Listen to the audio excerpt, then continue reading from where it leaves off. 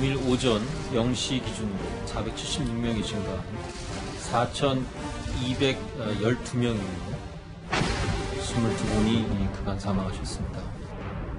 이 그단에서 난파가 되는 접촉이 일어난 게 이번 주가 지나면 이제 2주가 넘어가기 시작하기 때문에 그렇죠. 그 이후로는 이제 확진자가 좀 줄 거라고 예측을 하는 거가 있고요.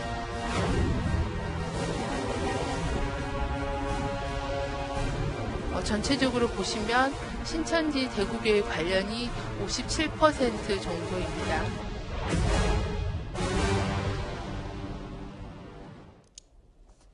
예, 오늘 뉴스탑10도 여기부터입니다. 네, 코로나의 기세가 예상보다 쉽게 꺾이지 않고 있습니다. 확진자 수가 2,000명을 넘어선 지 단 사흘 만에 4,000명 선을 또 넘었습니다. 그리고 어제 오늘 새 8명의 사망자가 발생을 했습니다. 3월 2일 0시까지 총 476명이 추가로 확인되어 현재까지 4,212명입니다. 어제 사망자가 4분, 오늘 4분이 더 계셔서 현재 총 사망하신 분은 26명이 되겠습니다. 가장 많이 차지하고 있는 환자 수는 대구가 3,081명입니다. 그 다음으로 환자 발생이 많은 지역은 경북 지역이고 624명입니다. 오늘 오후 2시 브리핑을 듣고 왔고요. 이제 화면을 저하고 같이 먼저 보시겠습니다. 이제 조금 그래프를 간명하게 만들어서 앞에 확산세가 별로 없었던 부분은 좀 잘라냈습니다. 2월 25일 기점으로 지금 이렇게 그래프가 각각 달라지고 있고 벌써 오늘 613명이 또 늘어서 총 4,335명의 확진자 수가 나왔습니다.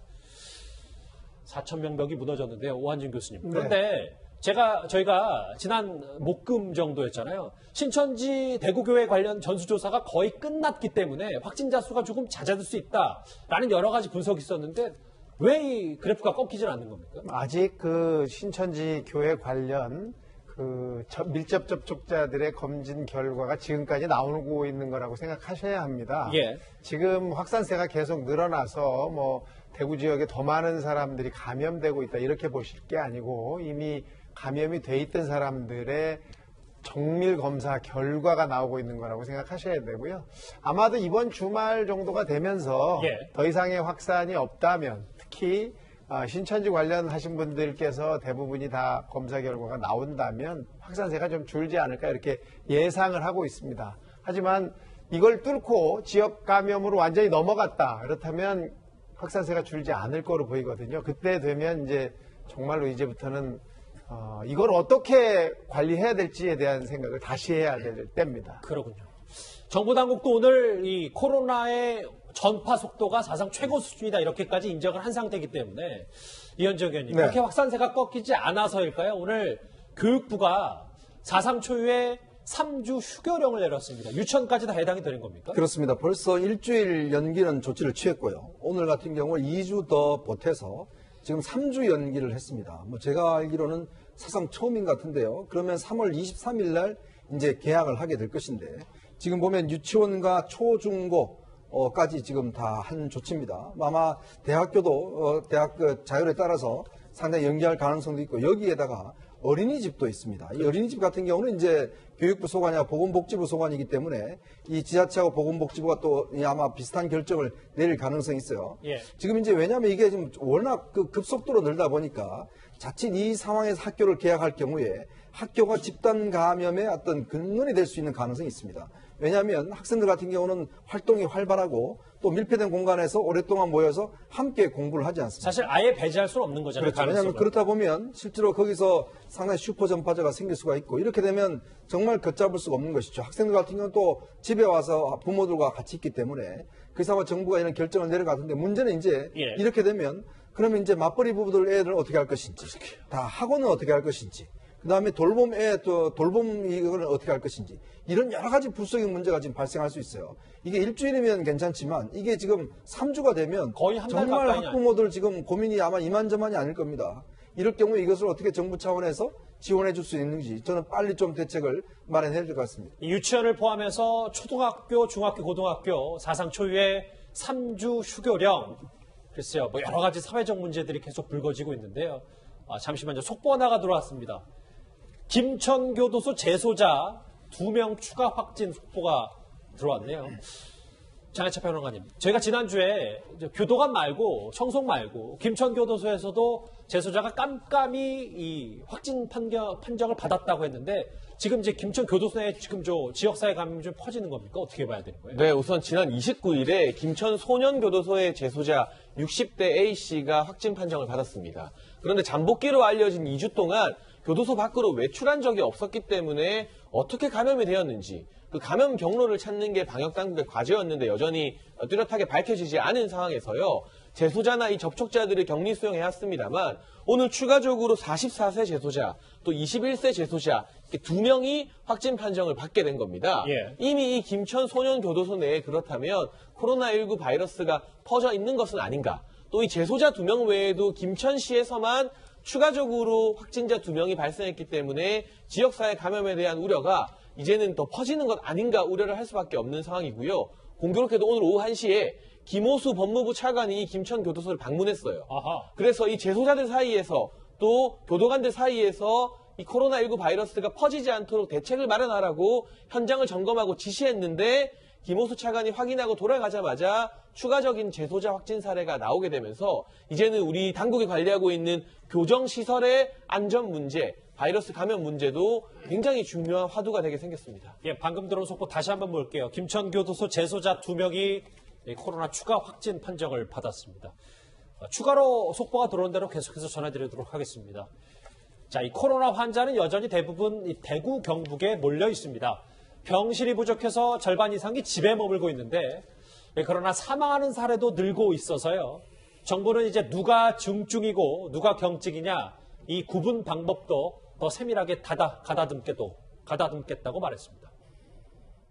그분께서 열이 안 나면 코로나가 아니라고 하시더라고요. 그분 말을 끝까지 믿고 26일은 그냥 있었던 거예요. 거기에 그런 상황에 해당이 안 된다고 하니까 대기자가 너무 많아서 지금 할 수가 없다 할 수 없고 해열제를 드시라고 하더라고요. 집에 가서. 차라리 신천지라고 얘기를 했거나 아니면 중국 방문자라고 얘기를 했었으면 제가 얼굴은 볼 기회는 있잖아요. 전체의 사망 환자의 비율은 0.5%입니다. 특히 80세 이상의 고령층에서는 치명률이 3.7%로 굉장히 높아지는 것을 보실 수가 있습니다.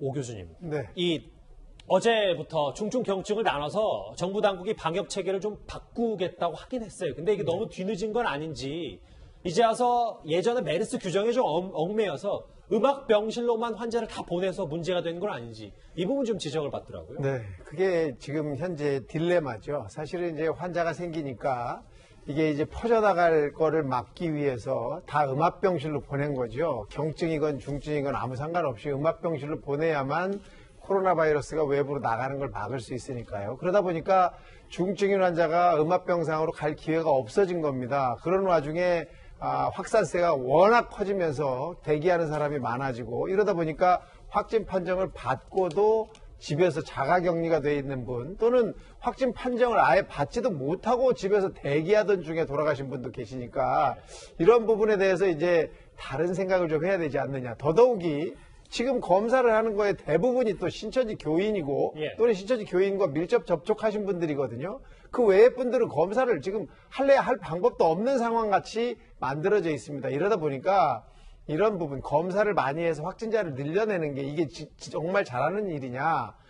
어떻게 하면 중증 환자를 더 해결해야 될 부분으로 넘어가야 되는 것이 아니냐라고 생각을 해서 지금은 이제 정부에서도 4단계 경증, 중등증, 중증, 최중증 이렇게 나눠서 보겠다. 그리고 경증 환자의 80%가 대부분 경증 환자이기 때문에 이분들은 치료를 그렇게 심각하게 하지 않아도 자연으로 좋아지는 경우가 많으니까 국가 운영시설이나 숙박시설을 생활치료센터 이렇게 만들어서 그쪽에서 진료를 할 수 있도록 하겠다라고 이제 정하셨는데 이게 좀 실기가 된 거죠. 그러니까 오 교수님 말씀은 이 경증, 중증 나누는 정부 대책이 좀 더 빨리 나왔으면 최소한 뭐 한두 명의 자가격리 중 사망자를 줄일 수 있었다는 말씀. 당연한 말씀이죠.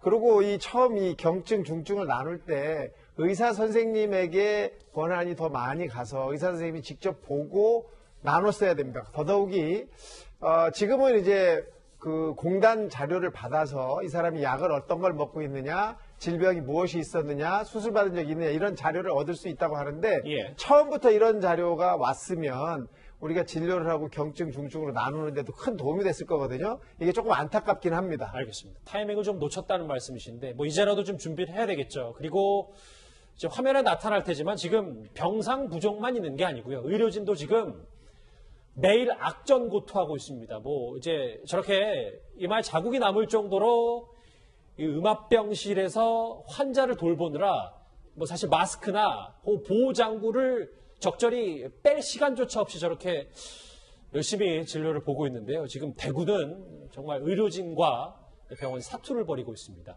그런데 한 전문가는요. 절대 환자를 집에 두면 안 된다고 경고하면서 열흘 안에 이렇게 1000개 병상을 만들어냈던 중국처럼만은 아니더라도 공간 확보가 시급하다고 주장을 했습니다.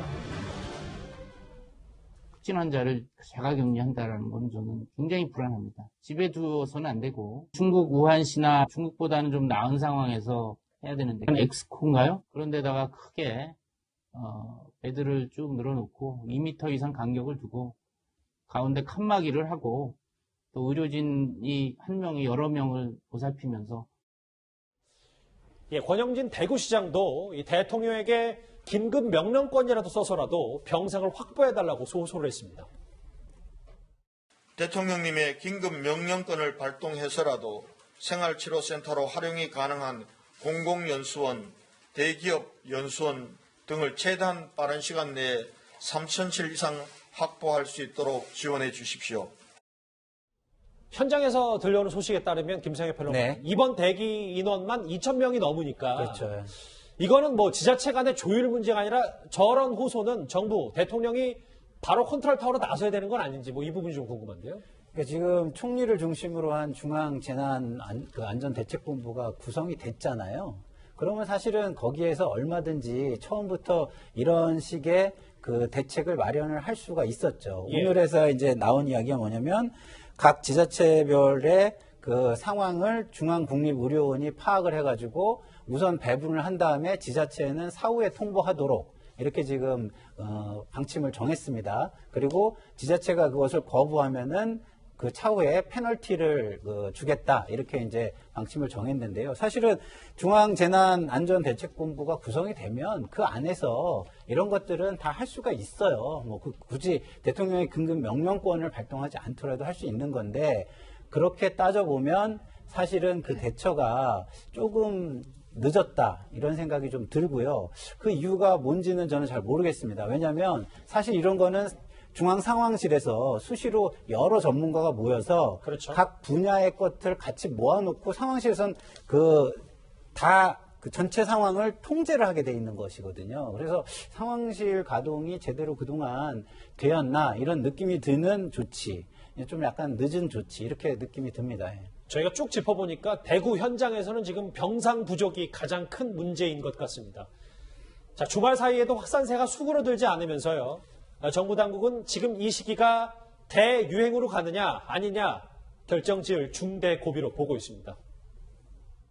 이 구단에서 난파가 되는 접촉이 일어난 게 이번 주가 지나면 이제 2주가 넘어가기 시작하기 때문에 그렇죠. 그 이후로는 이제 확진자가 좀 줄 거라고 예측을 하는 거가 있고요. 글쎄요, 오한진 교수님도 한 일주일 정도가 고비고 그 이후부터는 조금 잦아들 거라고 하는데 저를 비롯한 많은 시청자분들과 국민들이 제일 궁금한 건 언제부터 외출을 그럼 좀 자유롭게 할 수 있는지 네. 외국은 좀 쉽게 나갈 수 있는지 마스크는 도대체 언제 벗을 수 있는 건지 정말 그거는 최대 한두 달까지는 봐야 되는 겁니다. 그렇게 봐야죠. 우선은 이 확산세가 줄어들어야만 그 다음 얘기를 할 수 있는데 그 확산세라는 것은 지금 이미 확진 검사를 해놓은 사람들의 결과가 나오기 시작하면서 계속 증가할 수밖에 없기 때문에 적어도 일주일 이상 돼야 줄어들 것으로 생각이 되고요. 그 예. 뒤에 한 일주일 정도가 더 지나봐야 그 다음부터 우리가 잘 컨트롤하고 있구나. 그래서 이제부터는 위험성이 떨어질 수 있구나 이렇게 생각할 수 있습니다. 하지만 지금도 한 가지 빼먹고 있는 것이 뭐냐면 자가격리라는 개념을 없애야 됩니다. 집에 혼자 가 있어라 확진받았지만 이거는 말이죠. 가족한테도 전염시킬 수 있고 또 집으로 들어오는 여러 다른 사람들을 접촉할 수밖에 없기 때문에 네. 앞으로 이런 감염병이 돌 때는 자가격리라는 단어 자체를 없애야 되는 거예요. 어떤 수용시설로 사람들을 다 모아서 그 안에서 해결을 하지 않으면 이렇게 2차, 3차 지역사회로 넘어가는 걸 막을 방법이 없거든요. 이런 초기 단계부터 자가격리라는 단어를 없애야 됩니다. 그러니까 뭐 또 다른 집단 감염원, 뭐 그게 자가격리든 뭐든 그래야 3월 대유행을 막고 최소 한두 달까지는 저희가 조심할 수밖에 없는 상황이 지속될 거고요. 그런데 이 박능우 보건복지부 장관도 이와 비슷한 관측을 했습니다. 그런데 또 구설에 올랐습니다. 같이 한번 들어보시죠. 코로나19 감염은 대구 지역을 넘어 전국적으로 확산되는 속도가 둔화되고 있는 중으로 당초 우려했던 빠른 속도의 전국 확산은 나타나지 않고 있습니다. 산발적인 감염은 지역별로 계속 발생하고 있습니다. 전국 확산 가능성은 여전히 상존한다고 평가하며 앞으로 1, 2주가 중요한 분수령이 될 것입니다. 박능우 장관의 얘기를 한번 제가 다시 읽어보면 빠른 속도의 전국 확산은 나타나지 않고 있다. 일부분 수치로 보면 뭐 그럴 수는 있는데 지금 전문가들은 더 대유행, 뭐 3월 20일이 정점이다라는 전망을 내놓는데 글쎄요.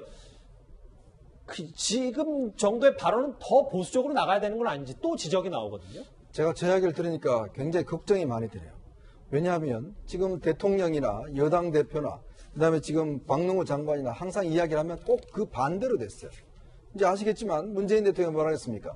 곧 이제 확산세가 멈출 것이다라고 이야기를 했고 여당 원내대표는 승기를 잡았다라고 이야기를 했어요. 국무총리는 이제 곧 경제 집중하셔도 된다. 집회해도 된다. 이렇게 또 이야기를 하셨습니다.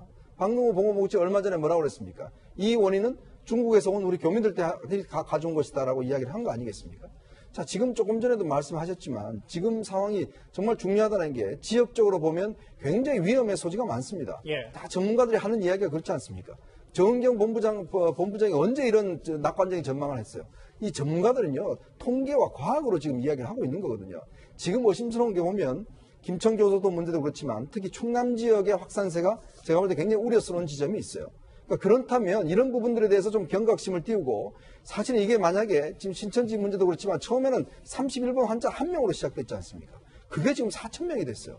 이게 순식간에 된 겁니다. 눈 깜짝할 사이에. 그러면 다른 지역도 안 그러라는 법이 어디 있습니까? 그렇다면 지금 다른 지역의 경계심을 더욱더 고조시키고 이 지역 확산을 막는 데 대해서 지금 박능우 장관이 참 헤드쿼터 아니겠습니까? 그렇게 이야기해야 될 사람이 지금 와서 이게 지금 지역별로 이제 확산이 안 되고 있다 이렇게 이야기를 하면 솔직히 저는 걱정돼요. 항상 지금 그 옛날의 그 과정을 보면 혹시나 이게 더 어떤 면에서 보면 확산되지 우려되지 않을까 걱정스러운 대목이 많습니다. 그러니까 이제 코로나 조무장관이 확산 속도 둔화란 말을 이렇게 또 성급하게 꺼낼 건 아니다 뭐라는 말씀이신 것 같은데요. 정부 당국은 뭐 최소 2주 동안만이라도 사람들과의 접촉을 피해달라고 계속해서 호소하고 있죠. 그런데 광주에서는 이런 일도 있었습니다.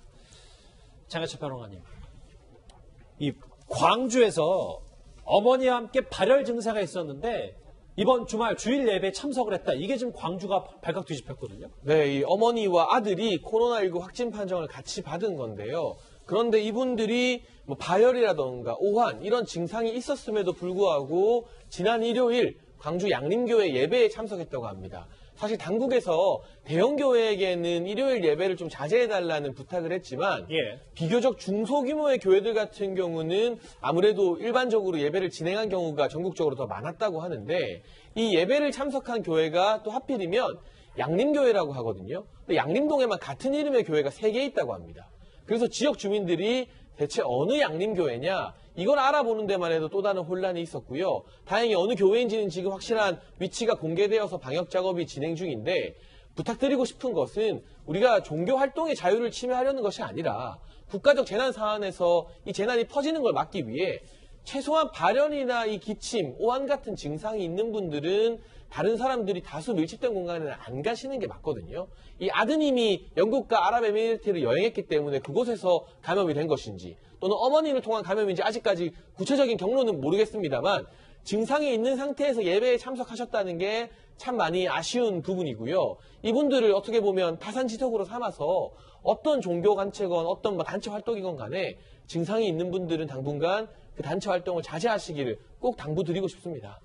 이 광주 지자체가 먼저 이미 나섰겠지만 특히 이 광주에 사시는 분들이 양림교회 어제 주일 예배 참석하신 분들은 이 소식 좀 잘 듣고 이 정부 당국의 조치에 따라야 될 것 같습니다. 그리고 또 김천 교도소 재소자 관련해서 속보가 들어왔다는 사인을 받았는데요. 2명이 추가 확진됐고, 추가 확진 2명이 최초 확진자와 같은 방 재소자였다. 그렇군요.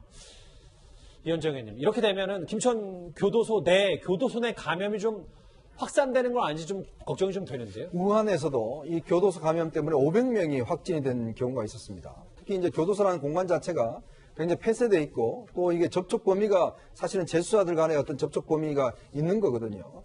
굉장히 우려스러운 대목이에요. 왜냐하면 지금 경북 북부 제2교도소 같은 경우도 거기에 있는 교도관이 지금 감염이 돼서 그것이 이제 확산되는 하나의 통로였는데 여기는 지금 재소자가 되는 것이거든요. 재소자들 같은 경우에 교도관들과 밀접하게 접촉하게 되고 그렇죠. 물론 이제 지금 면회 같은 경우는 이제 뭐 차단막이 되어 있겠지만 그러나 지금 내부에서 재소자들 사이에 충분히 어떤 감염의 가능성이 있기 때문에 특히 이럴 경우는 굉장히 빠르게 확산될 수가 있습니다. 우리가 우한 사태를 보면 좀 솔직히 걱정되는 대목입니다. 광주 양림교회도 그렇고요. 지금 김천 교도소 재소자도 그렇고 코로나가 신천지와 일단은 관련 없는 듯 보이는 지역사회 감염도 조금씩 생기고 있습니다.